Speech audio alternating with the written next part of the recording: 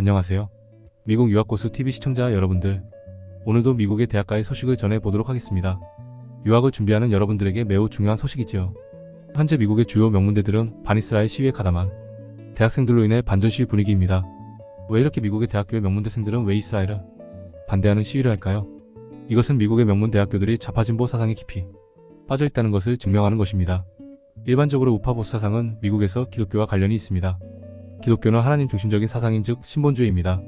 하지만 학교에서는 기독교 사상을 전파하지 않죠. 반대입니다. 학교 교육은 인간 중심적인 인본주의를 바탕으로 합니다. 현대 교육의 기본적인 자세는 무신론을 중심으로 한 인간 중심적인 지식입니다. 그래서 신본주의와 반대이며 성경의 가르침과 반대를 가르칩니다. 학교 교육이 왜 좌파 진보인지 아시겠지요? 미국의 좌파 진보는 한국의 좌파 진보랑 성격 자체가 매우 다릅니다. 한국의 좌파 진보 사상은 주로 공장에서 일하는 노동자들이 인건비 올리려고 노조에 가입하고 회사를 상대로 시위하는 가난형 생계형 좌파진보 운동인 반면에 미국의 좌파진보 사상은 미국의 건국 사상인 개신교 사상인 프로테스탄티즘에 반대하는 운동입니다. 미국은 종교의 자유를 찾아서 아메리카 대륙으로 건너온 청교도인들에 의해서 시작되었습니다. 청교도는 개신교의 여러 유파 중에서 성경에 적힌 대로 믿고 성경에 적힌 대로 믿는 매우 보수적인 개신교의 유파입니다. 그래서 미국의 그 통치 이념은 이제 헌법적 공화입니다. 공화라는 것은 왕이 없는 나라라는 뜻이며 헌법이 통치한다는 뜻입니다. 그런데 미국의 건국의 아버지들은 미국의 헌법을 구약성경의 레위기나 신명기 같은 구약의 율법을 바탕으로 헌법을 규정하였습니다. 그래서 미국의 헌법은 모세오경과 매우 비슷한 내용으로 구성되어 있습니다. 신본주의를 바탕으로 한 하나님의 나라를 구현한 것이 미국의 헌법체계입니다. 미국은 국기에 대한 맹세도 하나님 앞에서 한국가를 이룬다고 맹세합니다.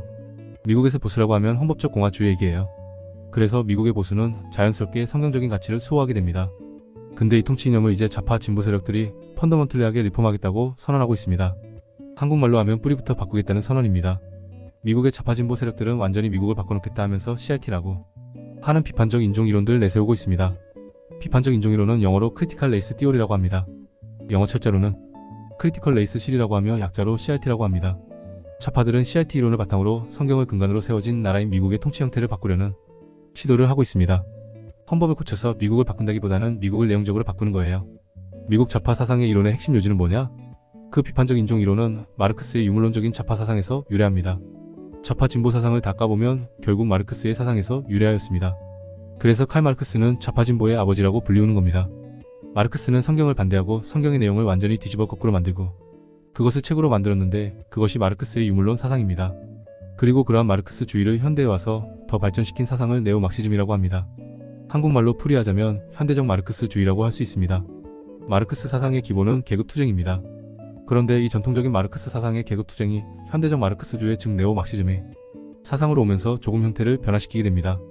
과거의 전통적 좌파의 계급투쟁이 아니라 이 현대에는 어떻게 이게 변형이 되어 왔냐면 인종, 성별, 종교, 국적으로 구분해서 가장 다수를 점하고 있다면 다수의 강자를 억압하는 자를 규정하고 착취하고 빼앗는 자를 규정하고 악으로 규정합니다. 그들의 형태가 어떻게 되든 간에 가장 소수인 세력을 약자로 규정합니다. 소수이다면 빼앗기고 유린당하고 피해자로 규정하고 약한 자들을 무조건적으로 선으로 규정합니다. 결국 비판적 인종 이론에 의해서 사회 권력의 최상위에 서 있는 권력자는 누가 되냐면 결국 가장 소수인 세력이 되어버립니다. 현대 사회의 가장 소수가 가장 피해자로 분류되고 그들이 가장 권력의 정점에 서게 됩니다. 현대 미국 사회의 가장 소수의 집단이 누구냐면 결국 파보면 성소수자입니다. 성소수자 중에서는 남자 동성애자가 있고 여자 동성애자가 있죠. 그들 사이의 가장 약자는 트랜스젠더입니다. 남자였다가 여자가 된 동성애자 혹은 여자였다가 남자가 된 동성애자 말입니다. 그들은 동성애자 사이에서도 매우 소수입니다. 숫자적으로 쪽수가 가장 적은 집단이라서 이들이 가장 많은 혜택을 누리는 사회가 됩니다. 일반적으로 트랜스젠더라는 그룹이 사회적으로 하이라이트 되기 전에는 미국에는 페미니스트들이 좌파의 리더로 극좌파에 서 있었습니다. 페미니즘은 한국어로 여성주의라고 하며 여성들의 사회적 평등을 주장하는 사상이었는데 결국 페미니스트들이 트랜스젠더에게 부딪혀가지고 완전히 패배하게 되었습니다. 여성을 보호하기 위해 시작되었던 페미니즘을 중심으로 한 미국의 극좌파들은 남성인데 여성으로 성전환한 트랜스젠더들에게 완전히 패배하게 됩니다. 남성의 강인한 육체를 가지고 여성이라고 주장하는 스포츠 선수들에 의해서 특히 여성 스포츠계에서 여성 선수들이 모조리 밀려나게 돼버립니다. 특히 넓은 어깨를 가지고 레슬링이나 수영에서 여성 선수들을 모조리 밀어내면서 여성 선수들이 설 곳이 없어 지고 있습니다. 그럼에도 트랜스젠더들은 보호받고 있습니다. 성소수자들이 가장 대접받고 특히 트랜스젠더는 소수 중에 소수이기 때문에 가장 많은 혜택을 받아서 페미니스트들과 정면으로 충돌하고 있습니다. 최근에는 일부 페미니스트들이 이러면 안되겠다, 살 데가 없다 싶어서 살기 위해서 극좌였던 페미니스트들이 우파로 전향하고 있습니다. 이런 미국의 분위기 아시겠죠? 이번에는 이스라엘 문제를 이야기해봅시다. 유대계도 이른바 보호되는 클래스였습니다. 유태인들은 돈도 많아서 유태인들의 보호를 위해서 인종이론을 잘 이용했습니다.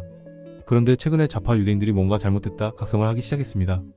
유대계도 소수 중에 소수 인종이었는데 이런 식으로 요새는 밀린 겁니다. 왜냐하면 유태인들보다 더 소수인 게 팔레스타인이기 때문입니다.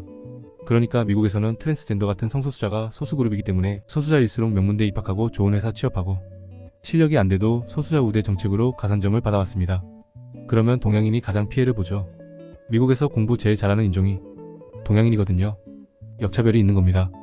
그러니까 말로는 소수자 배려는 사실상 많은 모순을 가지고 있습니다. 다시 이스라엘 문제로 돌아가 봅시다. 국제 정치에도 비판적 인종이론이 구현됩니다. 글로벌 좌파 세력들이 중동 정치에도 적용하고 있습니다.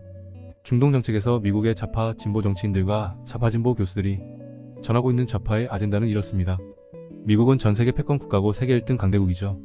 그래서 좌파들은 미국을 절대 악으로 보는 겁니다. 그 뷰로 세상을 보면 미국의 적대 세력인 이란은 약자이고 착취당하는 피해자이고 절대 선이죠.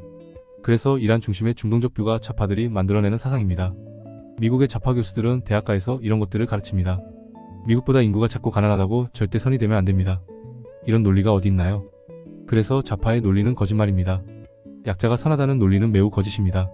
미국 대학가는 좌파 진보 사상에 빠진 좌파 교수들의 잘못된 가르침 때문에 학생들이 선동당하고 대학가에서 시위에 가담하고 있습니다.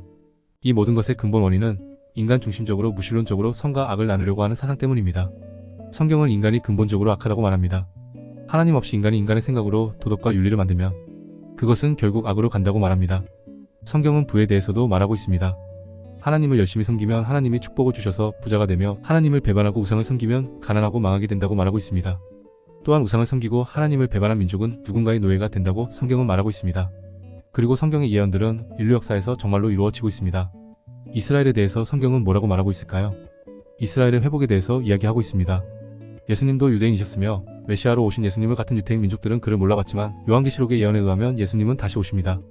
그리고 유태인들은 회복될 것이며 두 번째 오시는 메시아를 알아볼 것입니다. 미국의 대학가에서 현재 이루어지고 있는 반이스라엘 운동은 성경을 몰라보고 있는 현대 미국의 청년들의 현주소입니다. 인생을 성공하고 싶다면 성경을 열심히 읽고 보수적으로 사십시오. 보수적이라는 말은 성경의 가치를 보수한다는 의미입니다. 그리고 이스라엘을 위해 기도하십시오. 이스라엘의 회복을 위해 기도하십시오. 그렇다면 당신은 하나님의 큰 축복을 받을 것입니다. 주님은 다시 오십니다. 요한계시록에 약속되어 있습니다. 아멘.